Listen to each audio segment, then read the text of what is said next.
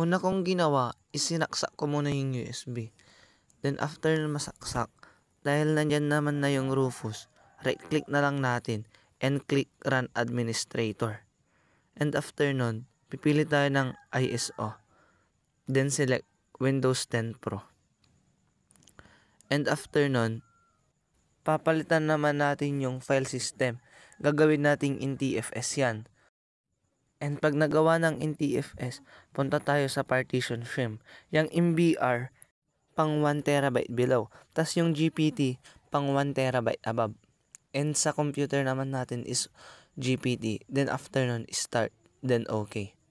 After ma-okay is maghintay lang muna tayo dahil matagal yan. Mabilis yan pag mataas ang gamit mong USB. Dahil mababa lang ang gamit mong USB, kaya matagal. Kaya i-fast forward na lang natin. Maghintay lang muna tayo dahil matagal yan.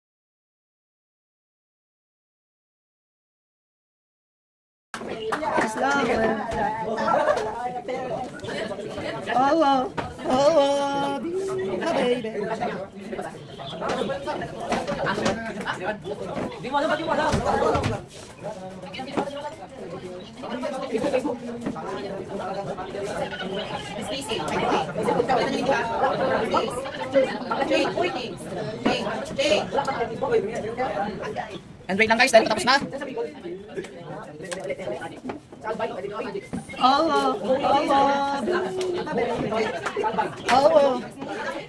I'm gonna lose my control. Suspend your heart.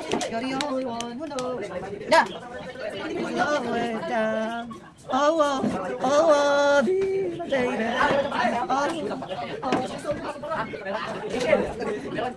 And yun guys, tapos na and close na lang. Kasi pag pinindot nyo itong start, mauulit-ulit yan kaya dapat close. And yun, tapos na guys. And yun, tapos na. Naka-create na tayo ng bootable flash drive using Rufus. Thank you!